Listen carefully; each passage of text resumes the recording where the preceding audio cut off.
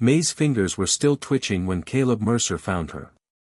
It was the twitching that stopped him first. Not the blood, not the torn dress, not even the way her body lay twisted in the dirt as though the land itself had rejected her.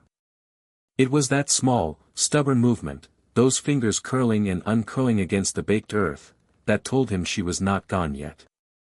The rest of her looked like she should have been. Her cheek was pressed into pale summer dust, half buried where the heat had baked the ground hard as fired clay. Blood from her split lip had mixed with the dust and dried into a dark crust along her mouth. One eye was swollen shut, purple and angry. The other stared at nothing, glassy and distant, as though it had seen something it could not carry back into the world.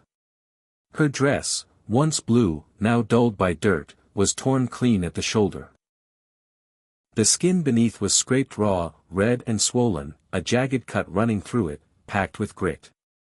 Every time she tried to breathe, the sound came out thin and broken, like a bird that had forgotten how to sing. A fly landed on her eyelashes. She did not blink. Caleb hauled the reins hard. His horse reared its head, snorting, hoofs chopping the ground in agitation. Dust rose in a pale cloud around them.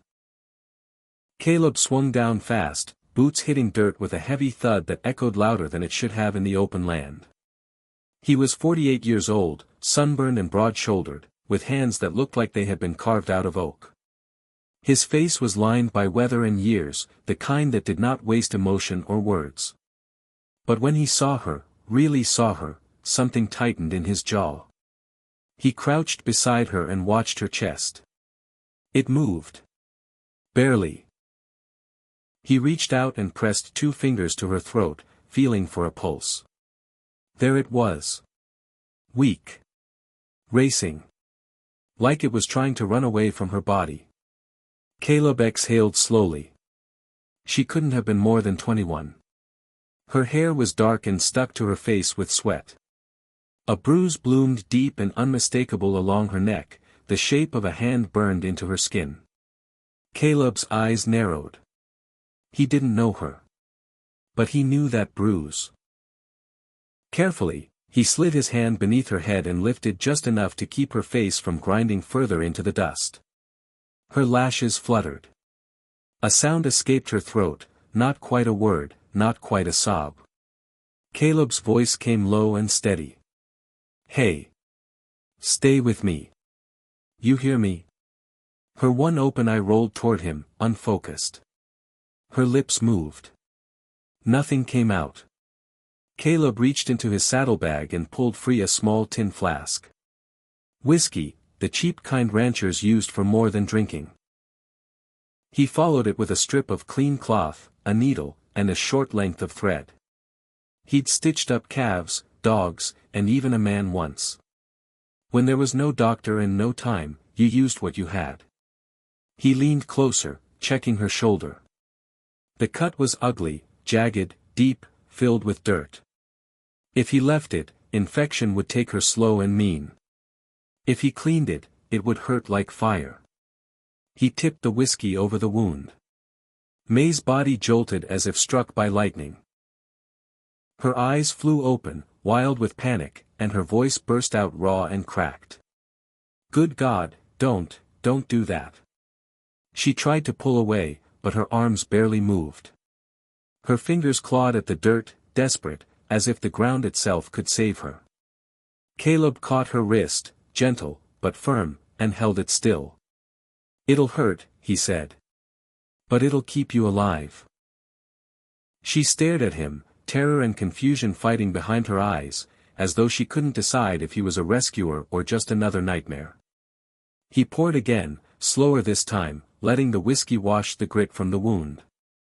Her breath hitched. Tears spilled from the corner of her eye, cutting clean tracks down her dust-caked face. I can't, she whispered, almost to herself. Caleb didn't argue. Didn't lecture. He just worked. He threaded the needle with practiced hands, pinched the skin together, and stitched quick and clean. May bit down on her sleeve to keep from screaming. Her body shook, every muscle screaming for escape. But she stayed. Because she had no other choice.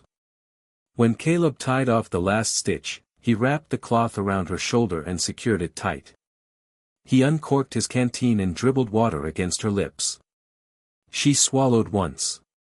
Then again. Like it surprised her that her body still knew how.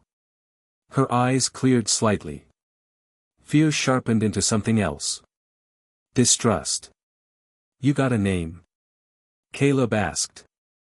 She hesitated, like names were dangerous things. Finally, she whispered. "May." Then, after a beat. "May Hart." Caleb nodded once, filing it away somewhere safe. He glanced toward the distant shimmer of Dodge City, sitting on the horizon like a mirage, all boards and smoke and trouble. "You came out of that town," he said. May didn't answer. Her gaze flicked away. That told him enough.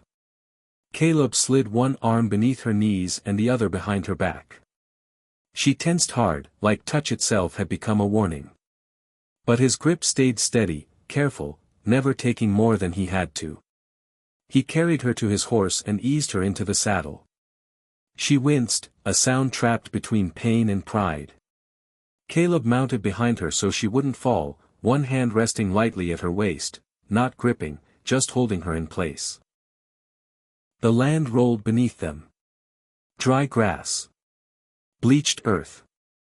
Heat waves rising like ghosts.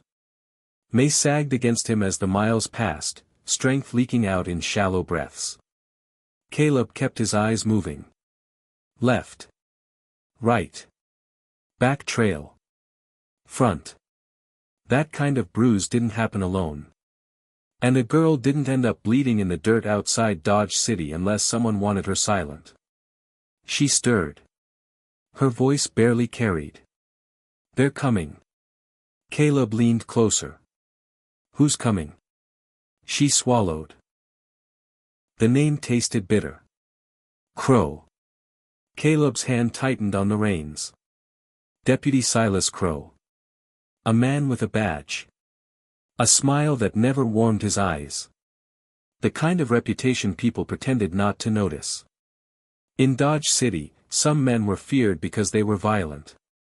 Crow was feared because he could do violence and call it law. "I didn't steal nothing," May whispered. "I didn't." Caleb didn't ask what she was accused of. He could already hear the truth hiding in her words. "You're safe with me," he said. She laughed softly, broken. "No one's safe. Not from him." Caleb said nothing. His ranch sat near the Cimarron River, far enough from town to breathe, close enough that trouble still wandered through when it felt bold. And trouble would feel bold tonight. Before sleep took her, May forced out one last sentence. "You'll say it's the law." Caleb stared forward. "Then we'll meet him with the law." The ranch came into view as the sun dipped low. Weathered buildings beneath a wide, merciless sky. Caleb did not rush when they arrived. That was the first thing May noticed. He moved like time was something he still owned. He helped her down, guided her to the porch bench, cleaned her wounds again. He listened as she told him everything, about the paper, the names, the threat hidden behind a smile. When she handed him the folded scrap, Caleb read it slowly. "Well," he said quietly. "That'll do it." "He'll come," she whispered. Caleb nodded. "I know." And he did not wait. Deputy Crow rode up after dark, lantern swinging easy. He smiled like a gentleman. He left in irons. Marshal Grady stood tall beneath the lantern light, authority earned instead of taken. When Crow lunged, the truth finally spilled into the open, loud and undeniable. And when it was over, when Crow was taken away and the night exhaled, May stood on the porch beside Caleb Mercer. For the first time since Dodge City, she felt something unfamiliar settle into her chest. Not safety. But the beginning of it.